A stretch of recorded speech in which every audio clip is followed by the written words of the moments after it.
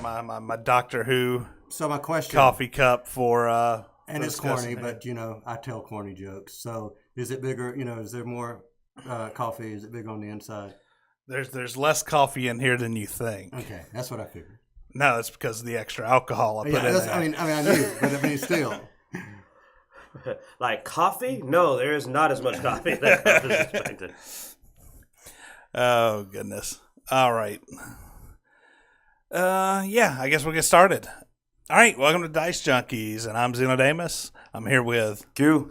And we have a guest on from Discussing Who, Kyle Jones. Yeah, glad to be here. Nice to have you, man. We've been meaning to get you on here for a while.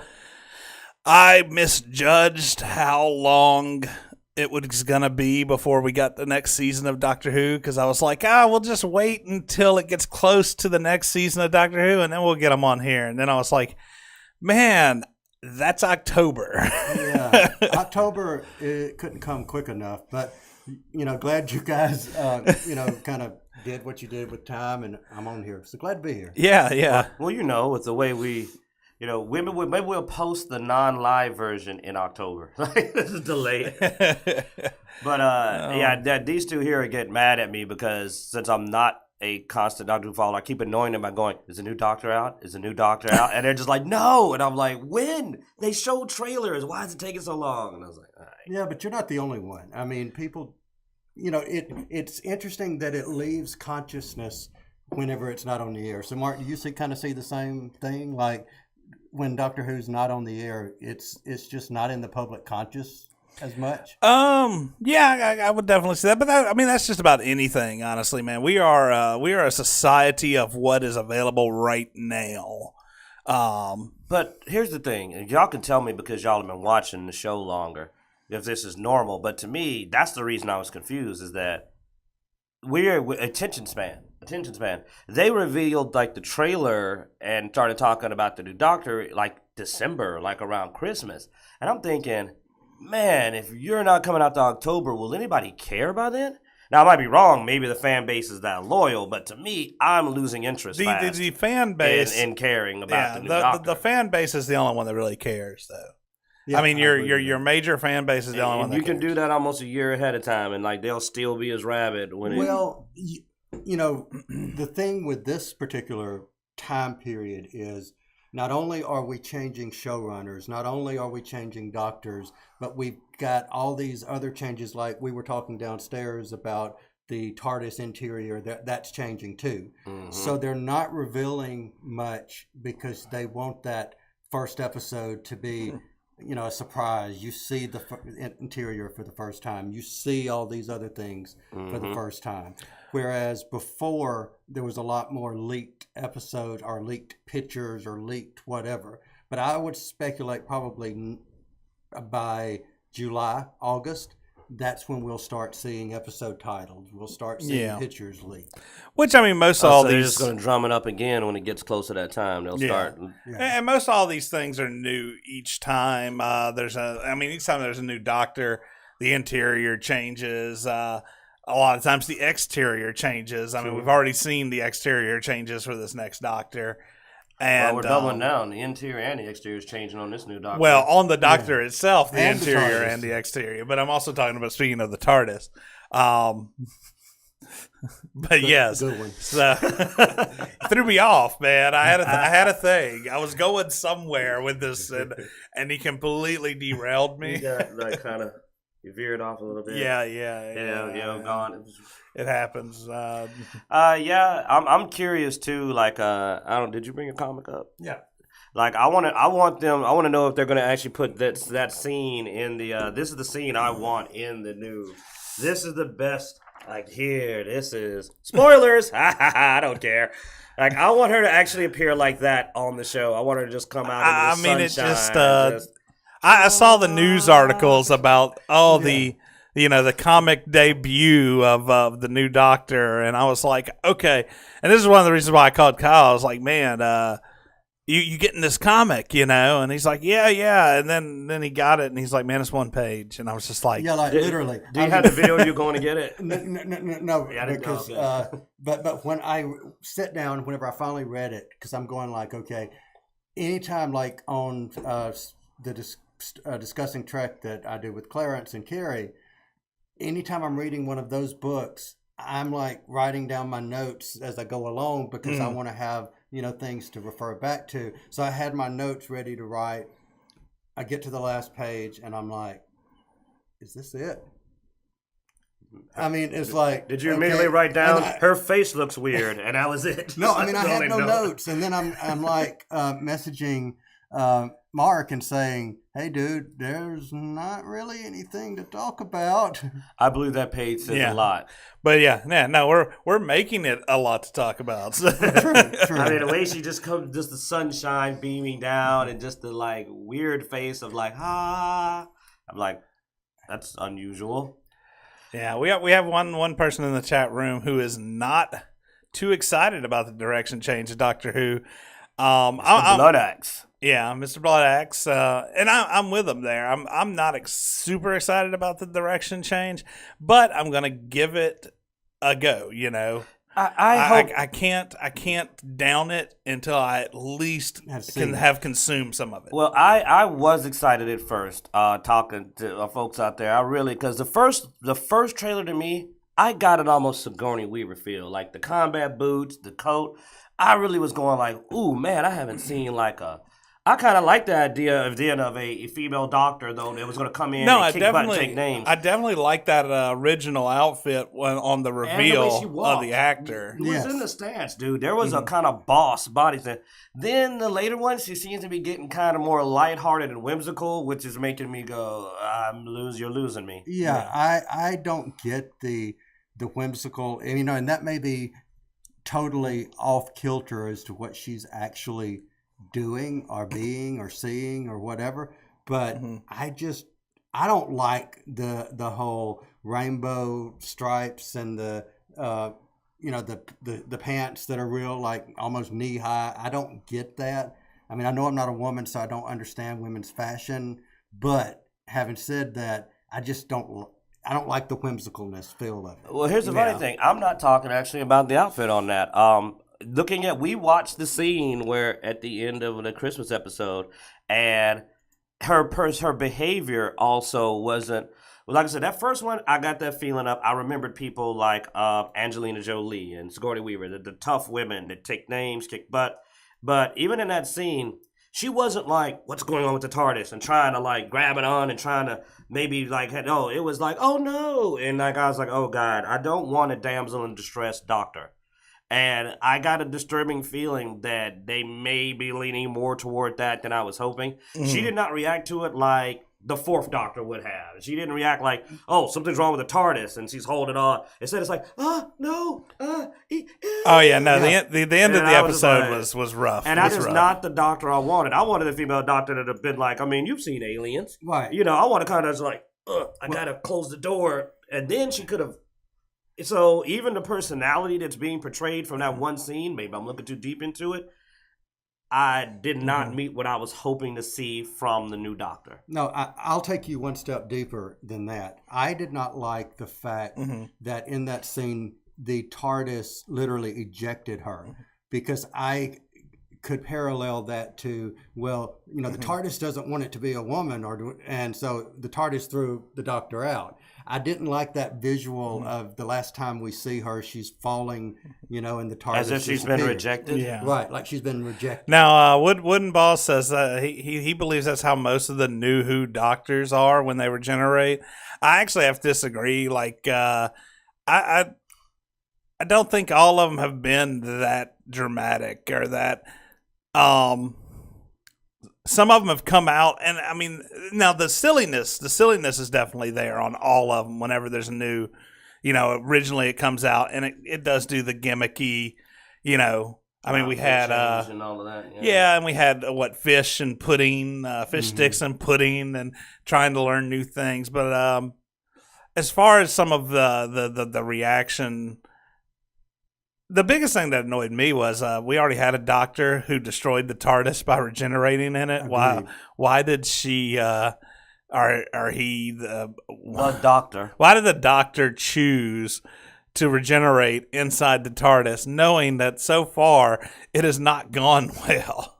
Okay, so if they refer to it as changing the desktop theme now, why couldn't the doctor just get his or her new companion, walk in and say, okay, or just to make reference, I changed things, I redecorated or something, and press a button and be done. That would have been with so it. awesome if the new doctor would have just been like, got out, got the companion, and when the companion comes in or somebody that's even seen it before, be like, why is it different? Be like, I've decided it was time for a change. Boom! Title Right. drop. Like, oh, you get it? Time for a change. Right. That actually would have been an interesting in joke of, I thought it was time for a change. Yeah.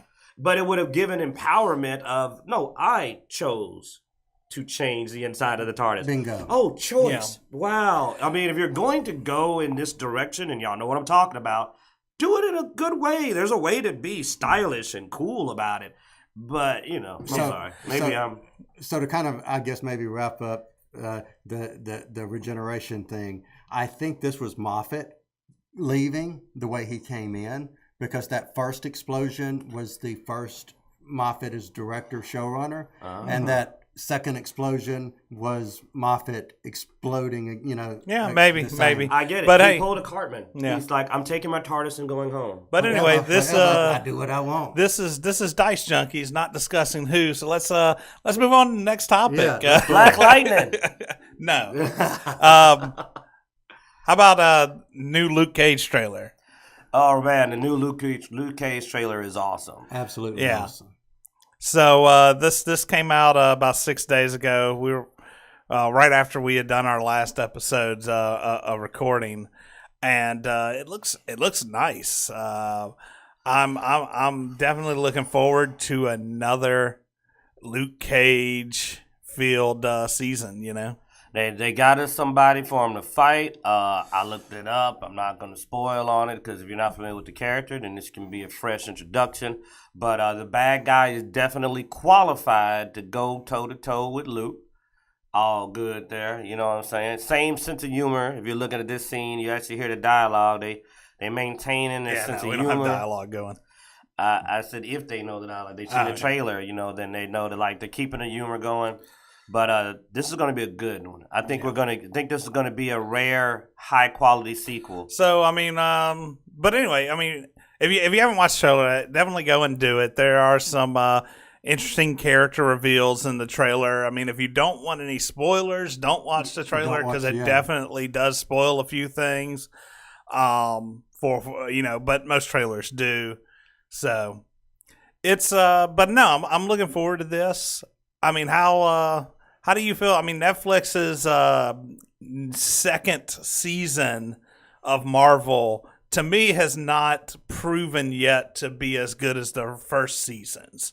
Do you think that they're going to actually make this second season match the first season in adrenaline rush and just enjoyment? Well, it's going to be multiple episodes, but everything I'm seeing implies the same quality of acting, same quality. Even the villain, once again, has already caught my interest. So I'm thinking that Luke Cage 2 is going to be at least way better than their current record of second seasons on Marvel. And don't just go with, I guess, my opinion on second season too. How do you guys feel about second season so far? I totally agree with you. There are things that I like about Jessica Jones' season 2, but for the most part, yeah, I do. But it was all because I knew what Patsy was heading toward. But if I had not have known that, I would have thought that would have been a very hard season on some levels to get through. Well, here's the key factor that I see already that I think is going to be an improvement on the most famous mistake that almost every, especially superhero TV series makes in season 2, which is it does not look like Luke Cage, especially because you mentioned Jessica Jones, forgot every flipping thing he learned in part 1. Mm-hmm. Because there's nothing I hate more than we're doing season 2, and all of a sudden, every single bit of progress you made in season 1, you have forgotten. Jessica Jones seems to come back dumber than she was when she started season 1, making the same mistakes, waiting too late, getting people killed. and being too stubborn to get up there and do what he needs to do. This one, you hear Luke go, "Nah, man, I got to go find this guy now." Remember, it was in the trailer. He's like, "I got to go find this guy now." Like, no, I mean, just the generic sense of it. I mean, you see him. He's walking the streets. He's bringing people in. He has not forgotten his duty, as being a superhero. He is actually taking that responsibility and is going with it. Because delaying causes more people to get hurt. And when he gets injured, he says a line, "Nah, man, I got it." Because they're like, "Oh, you got hurt." He's like, "No, I got to go find him." He's like, "I'm not making that mistake." Well, yeah, I mean, at the end of the first season, the guy went around killing cops. So he's like, "Nah. Yeah, get in there." It's like somebody that can hurt you. What do you think they can do to harm? Exactly. Versus Jessica, like, "Oh, you clearly are not. Nobody's looking for you. You don't have superpowers. Nobody's hunting you. Oh no, he's dead. It's as if I waited too long again." Yeah, but see, the difference to me between Luke and Jessica, Luke is a likable character. That's true. Jessica, for the most part, is not a likable character. I almost can't think of a character as least likable than Jessica. Oh, I'm sorry, Iron Fist. Iron Fist, yeah. Yeah, Iron Fist. But outside of Iron Fist, Jessica Jones is the next least likable character. I liked I'd rather hang out with whatever, purple guy. Forgot his full name, but purple guy than Kilgrave. I'd rather hang out with Kilgrave than Jessica, because at least I know where Kilgrave's coming from. Yeah, because he told you. Yes. I'll be like, "Hey, man, I'm hanging out with you." Why? Because at least you don't think I'm hot. Because, oh, my God, the dude's a creep. Yeah. Man, all right. Good job, by the way, though. David Tennant, to this day, man, still one of the best villains. Oh, definitely. Now, if you notice, if your first name's Kill, you tend to be a good villain. Killgrave, Killmonger. Yeah, Killmonger, you know it. Now, this is a little bit of old news and has been out for a while, but we had gotten into a conversation before the episode started, and you brought him up just a minute ago about Black Lightning.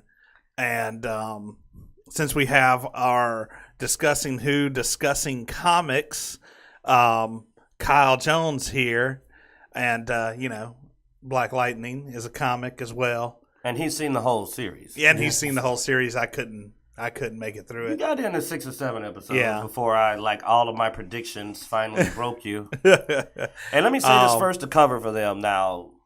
When I first saw the trailer for Black Lightning, I warned Zeno that I said... You ain't got a cover for me, man. I'm going to say what I'm going to say.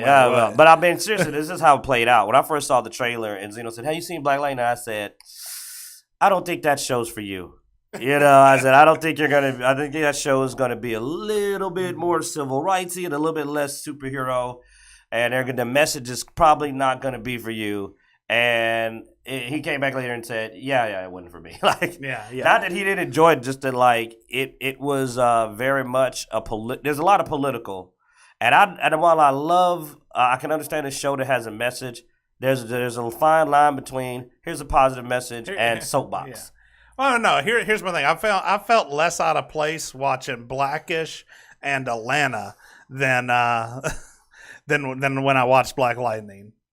So for me, I never, quote unquote, felt out of place, but there was times where, specifically in the last episode, there was a character that said a political slogan that we have heard it since 2016 over and over and over and over and over again. So, the whole "Make America Great Again," and I sit there and was thinking, you said it word for word. You didn't paraphrase it. You didn't try to play of words or whatever. You said, "I'm doing this because I want to make America great again," and I'm like, to me, that was just a little bit over the top. That's the thing. The whole show had a statement. It had a political statement. It was not one that I necessarily felt was something that I was interested in. So, all I'm saying is, as far as a superhero movie, it ended up ostracizing a lot of its possible audience by trying to be overly political. And that's the key part, because for me, I actually liked the message, but I didn't like the platform. I'm like, this isn't the spot for it. This is a superhero show.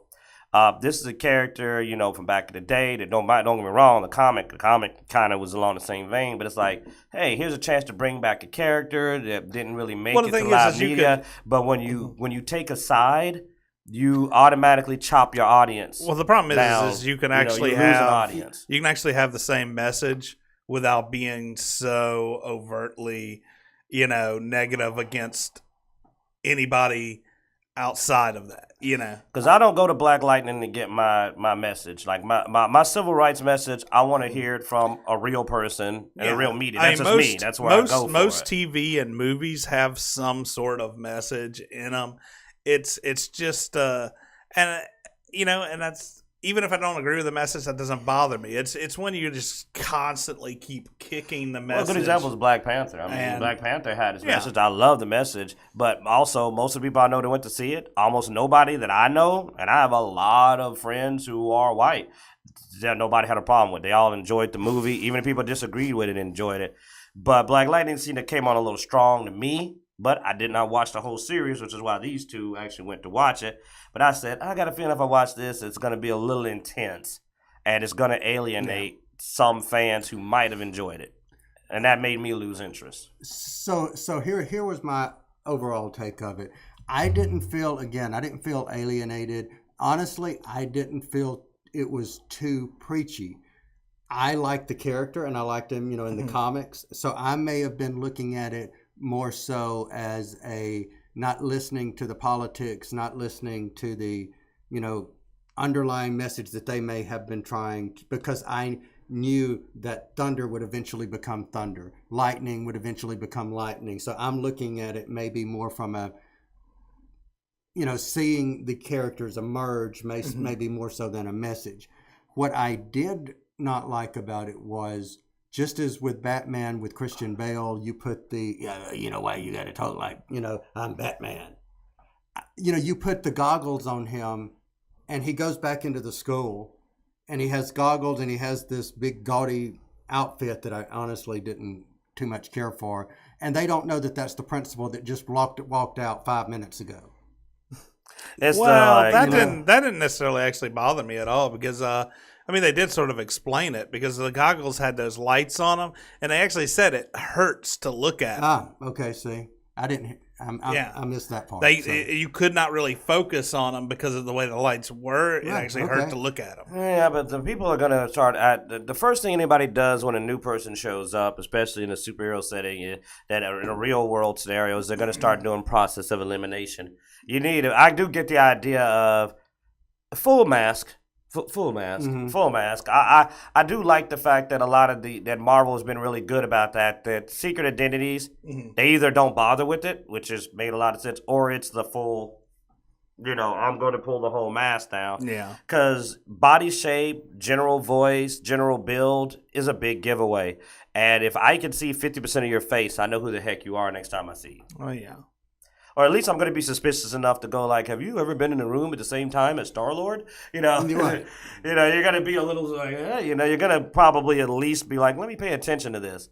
But living in the same town, several of these people knowing you, being black, all these things are going to really point people toward the principal. Like, they're going to make people be like, it's probably this middle-aged man we know who care about the school, who also, especially during an event, who doesn't come up missing during something going down at the school? The principal. Supposed to be the last guy out the building. So we've talked about some TV, comics, Walmart. all that good stuff, but we haven't talked about any video games yet. I love spoiling things for him. I know. Walmart. So let me say this real quick before we move on and about the Luke Cage and go ahead. That, because we mentioned Black Panther. I'm just happy that we have 3 different characters on 3 different mediums that are African American or of non-white descent that is in the public consciousness. I'm happy for that. So regardless of the intricacies of the stories, I'm happy that you got those. Oh yeah, but me personally, Static Shock, man. Like DC, bring Static Shock. I love that character. I prefer to Black Lightning. I would love to see this roll into a Static Shock series. So I'm gonna put that out to them. Bring Static Shock in. I don't know any other minorities in DC. Well, their DC diversity role is a little bit less. If you're going Static Shock, let's just, and that's another story amongst itself, let's talk Milestones sometime. Okay. Oh, there you All right, so let's see. Let's talk video games. Let's see, monitor. There we go. So Walmart leaked a bunch of possible titles coming up right before E3, where most people announce their possible titles coming up. So, so we know a lot of possibly what's going to be at E3 now. So, what do you think, man? I mean, this is a list that is of epic proportion. Like it's some interesting stuff. I enjoyed watching Q read the list to himself because you got really happy about one of them. Final Fantasy VII redone. Like I think I scared Kyle. I was like, oh, like I jumped and he was like, oh. But the idea that Final Fantasy VII is making big progress and is going to be coming out. I mean, one of my favorite RPGs, and the new version of it is everything I wished Final Fantasy 15 would have been and wasn't. Like it looks like it's closer to what I was hoping Final Fantasy 15 was going to be. Well, and they've I don't know if we've seen any footage of the Final Fantasy VII remake. You haven't? Since that's you, brother. I've been watching it. I mean, has there been any recently? A couple more shots. Yeah. Okay, because I know the original shots ended up getting completely dumped or something, and they started from last scratch. one I saw, it looked like you might actually have the option at time to control the other characters, which I really was looking forward to. Because at first it looked like you'd only be controlling Cloud, but now you might actually be able to get behind the wheels of Barrett or Tifa and others. And oh man, getting to play as Vincent, especially. Since Dirge of Cerberus is the last time you got to do that, getting to actually manually or at least somewhat control Vincent directly. I mean, I put it like this. Most excited RPG release outside of Kingdom Hearts 3 for me is the Final Fantasy VII.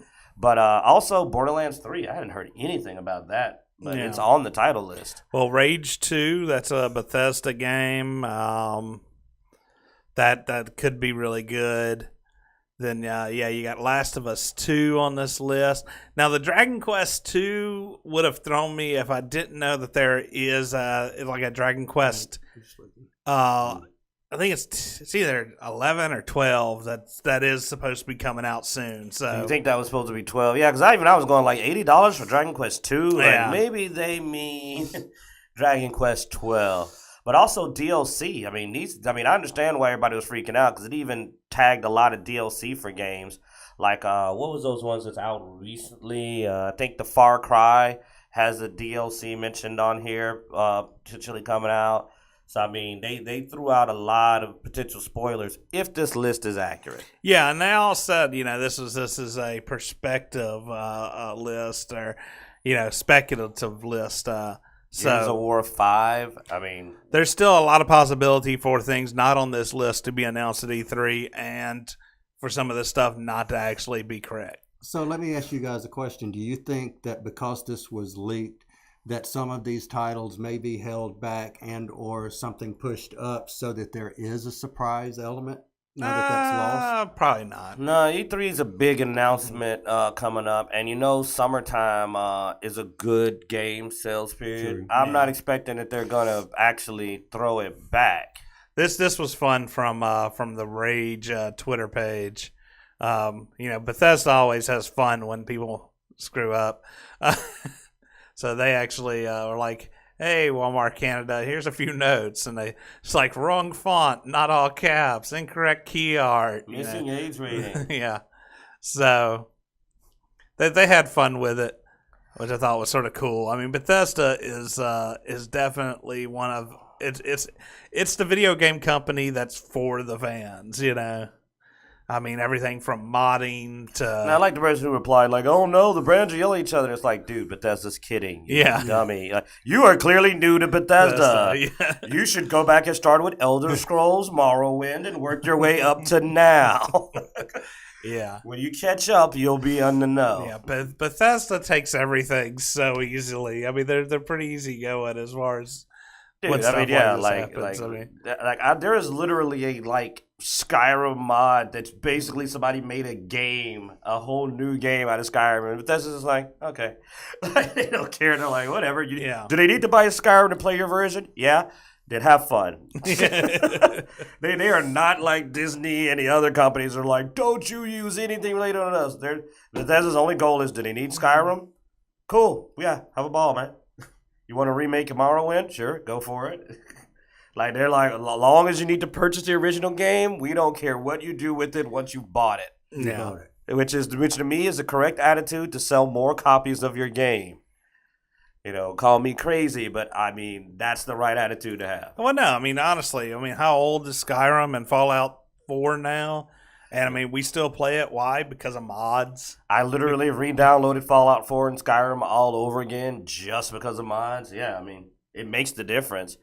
And it'll sell DLC because, like, some of the mods are like, you're going to need Dragonborn. And, man, the last mod I played, if I did not already have Dragonborn, I would have bought it to play this mod because it was fun. Yeah. So, guess what? It serves your company to have. Also, isn't it nice that there's a gaming company that doesn't have a bad reputation?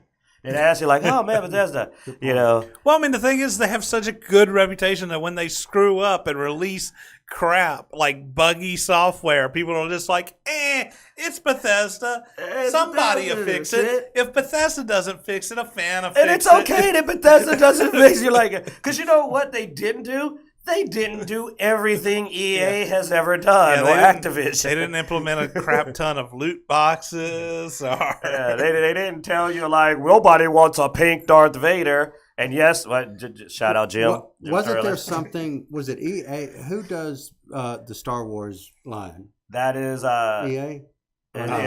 Yeah, I think it's EA. Yeah, it is EA, yeah. Didn't they do something about a year, 6 months to a year ago? Or is it Activision? Pissed everybody off? It's Activision. Okay. Yeah, they ruined it. They ruined it completely. Battlefront or something? Yes, they started the loot box apocalypse from their incredible, horrific levels of loot box abuse and their general attitude of deal with it until finally government said no. And then it went, oh, well, we've been listening to the fans and we're, like, it's like, but at first their attitude was like, screw you. Yeah, okay. Until the government said, no, what you're doing actually sounds like you shouldn't be doing it. Yeah, it was EA.